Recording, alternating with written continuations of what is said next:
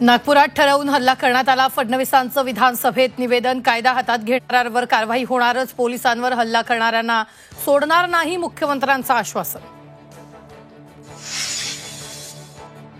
महाराष्ट्राचा मणिपूर करण्याचा भाजपचा प्रयत्न, आदित्य ठाकरेंची सरकारवर घणाघाती टीका। कबरीचं काय करायचं ते करा, तरुणांची डोके भडकवू नका, आदित्य ठाकरेंचं वक्तव्य।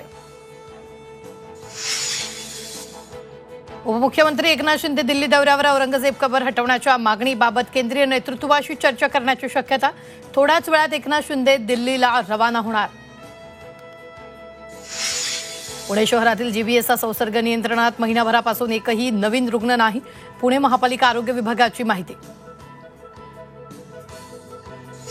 नंदुरबार सातपुडाच्या डोंगर रांगांमध्ये स्ट्रॉबेरीची शेती बहरली, 50 पेक्षा अधिक शेतकऱ्यांकडून यशस्वीरित्या स्ट्रॉबेरीची लागवड, कमी खर्चात चांगला नफा मिळाल्याने शेतकरी समाधानी।